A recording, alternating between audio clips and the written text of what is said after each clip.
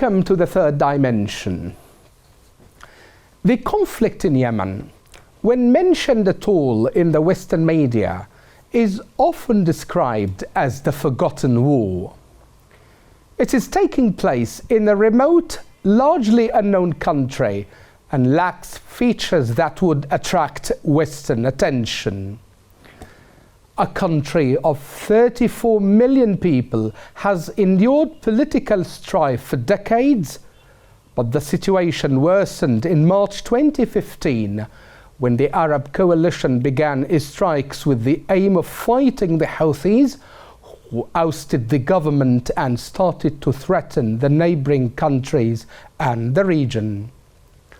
Since the war began, the United Nations estimates that more than 300,000 innocent people have been killed. 70% of the country is in need of humanitarian assistance, and 4 million people have been forced to flee their homes.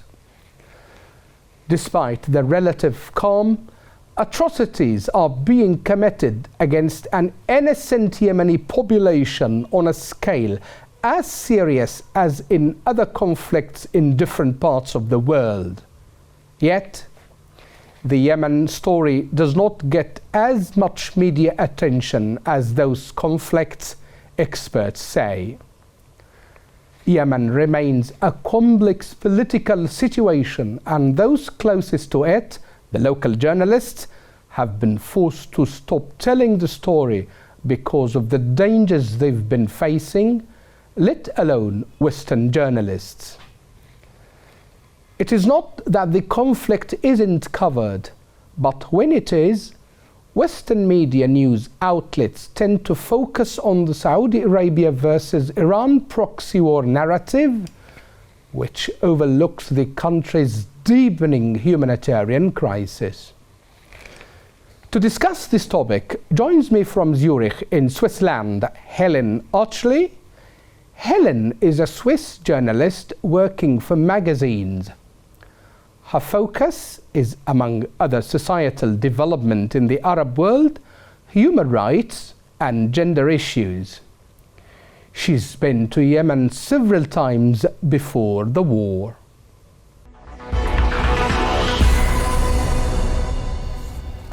Helene, welcome to the program. Thank you so much for having me. It's a great honor and pleasure to me to discuss with a Yemeni colleague. Okay, thank you so much. Now, if we would start from the Yemen peace process, how would you describe the UN-led peace process in Yemen, especially with reference to the performance of the UN Special Envoy, Hans Grunberg? You know, I have deepest respect for Hans Grunberg. He is a Swede. His work, for his passion, and for really sticking to promote the peace project, the peace process in Yemen. However, what I hear from my informants and from other Yemeni experts is that he seems to be sidelined by the big players, by Saudi Arabia, by Iran, and also by the United Arab Emirates. So I fear and I feel that his word, his effort don't get through as they should do. And I must say, I really bow in front of the efforts of the UN lifelines in the country, because they keep people alive, even though the circumstances are very, very dire. Okay. Now, if we move to another point, which is the core of this interview, Helene, so it is argued that Western journalists usually get things wrong about Yemen. Okay. And let me here quote a former British diplomat describing the situation. He says, okay, "I don't understand a thing. I speak about it. I write about it." Okay? So the question is, To what extent this absurdity reflects the predicament of foreign journalists who try to understand the dynamics of the Yemeni conflict? I want to. I understand my British colleague, even though I haven't read this quote explicitly, but I know that Yemen is so complicated. I was told by a Yemeni friend, the circumstances on the ground sometimes or very often aren't even understood by Yemenis themselves. First of all, Yemen, as you said in the introduction, is remote and very difficult to access for journalists. It's very challenging to get in there to do our work. But above all, Yemen is so complex. And a Yemeni friend of mine once said that to even try to grasp the complexity on the ground of who is who is mingling with whom, the tribes, the different fractions, the international players, the regional players. Yes, thank you. To understand that, you will have to sit down, take a big piece of paper and start to draw the whole thing on this piece of paper and look at it, and maybe you start understanding. But I always compare Yemen also with a big house with several buildings, with several floors. And to really understand how the house is built and who is living whom, you will have to explore each floor in its own to then see the whole house, the whole picture. And to be able to do that, you need to want to do that. You would need the time to do that. And you would want to get a lot of knowledge, to read a lot and to discuss with people. And at the time being, most of the journalists just do not have time to do that. Okay. Now, always talking about Yemen, okay, and this brings me to the point that reflecting on your own experience in Yemen, Helen, and the question is, when did your story with Yemen start? My story with Yemen started in the year 2007. Then I've just started to go to Arabic class, and we just made a little trip to Sana'a, as one of my classmates had friends in Sana'a. And I must say, the second I stepped on Yemeni ground, I saw Sana'a, I felt in love. And I must say, I got so passionate about it and I felt so energized. I felt so much in awe of this beautiful architecture, of the culture, of the energy in Sana'a, that I know this is the passion that's still in my DNA, actually. This was 2007. Then I went to Yemen several times after that, still before the war. And each time because I was one of the few Western travelers, I got access to so much information. I met lots of people who still are my friends. I fed little kids. I went with the kids of my friend to have them vaccinated. And I even practiced ballet at that time in the living room, or in the majlis of my friends with the two daughters of them. So I got very close. So was it only ballet or folk Yemeni dances, Helen?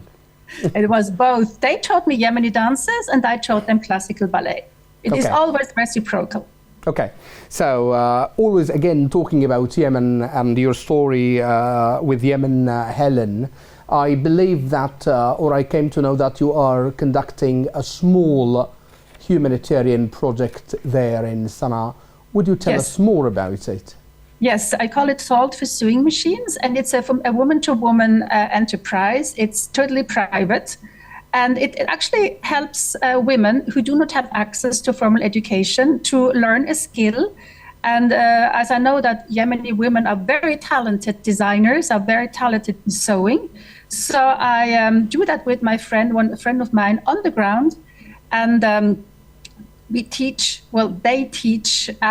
women how to make beautiful children's and women's dresses. And it's actually very successful. Plus, the women get some time off. They can discuss their issues. They can exchange about their lives. So it's also a little bit of psychotherapy. Okay, so the project is only in Sana'a, not in other cities, yeah? It's only in Sana'a. Only in Sana'a, okay. So talking about women and your project in a way trying to empower Yemeni women, okay, we keep hearing about the violations that are committed against women, either in Houthi-controlled areas or even in the liberated areas. Okay. Right. So, what is your say on these violations, especially when it happens to the women that you one day shared food, water, shelter together? Yeah, of course, it breaks my heart to hear of their hardship. I must say, as a journalist, and as a female journalist, I'm working a lot on women's issues, also in Switzerland, also in our other Arabic countries, and of course in Yemen. And what I see, what I hear, the biggest problem in Yemen at the moment, not only in the Houthi-controlled areas, but in the whole country, is the so-called mahram policy. Women can't move without the company of a male. Or a male guardian. Yeah, they need a male guardian. They need a male guardian, right? And so their movement is severely restricted. Of course, this applies above all in Houthi-controlled areas. So what that means, if women have to work, have to travel for work, they can do that. If women have to travel for health care, they can't do it. Even the women have to travel long to get food, it's difficult for them. So it really puts them under a big pressure. And then, of course, what I hear, lots of women are abducted because they are, maybe they used to work for international organizations or NGO, not men are abducted as well. But what I hear in prisons, women are sexually abused, something which just hardly happened in Yemen before. Plus, what I hear, the economic hardship. I mean, teachers do not get money, though they don't get any salaries. This applies also to men. And it's, of course, as women have to tend for the families, it's just too expensive for them to get food. And what happens if they have food? I've heard so many times that women just do not eat as much as they should. So this is just a huge burden on them. And at the same time, I must say, I'm also impressed by the resilience of the women, because they still find a way to manage their everyday life. And this I bow for as well, because if you manage to live your everyday life against all odds, then you are strong. However, I would love for Yemeni women to lead a freer life. Yeah. And this issue of restrictions of imposed on Yemeni movement has been raised by different United Nations officials, right. But nothing has been done in this regard so far, unfortunately, Helen. If we come back again, Helen, to the point of the Western media bias and the way they cover events, or they select different areas or conflict zone areas to cover the news or the events there. Okay. In your opinion, and being a journalist based there in the West, and you've been to Yemen before, in your opinion, okay, what causes this media bias towards the Yemeni conflict, Helen? But I think it's very easy, and it's quite frustrating that it is so easy. The thing is that Yemen here in Europe, I dare to say, and I say this is my personal perspective, another journalist might argue differently, but what I see, Yemen just, it's not on the agenda, it's just not important, it's not relevant. Why? First of all, there are so many other conflicts that catch our attention, the war between Israel and Gaza, the war Ukraine and Russia, and then we have Sudan, and even Sudan is overlooked at the moment. And then another important thing is that we in Europe, we just do not have Yemeni migrants, but there are a few Yemeni migrants, but they are not visible. And we do not have a lot of Yemeni refugees.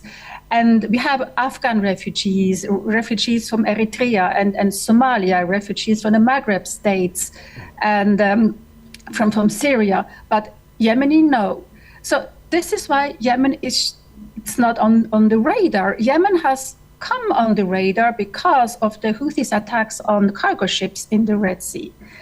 This is when it started, but it was only in connection with the cargo ships having to be derouted due to the Houthis' attack.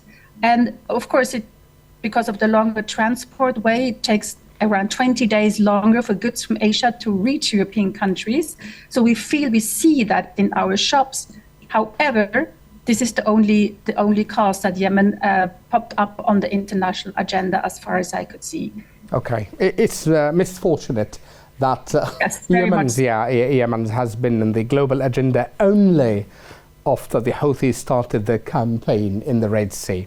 Okay. Yes. Now, if we would like to wrap up this conversation, Helen, what message would you like to say to, number one, the warring parties, and number two, to the vulnerable Yemenis?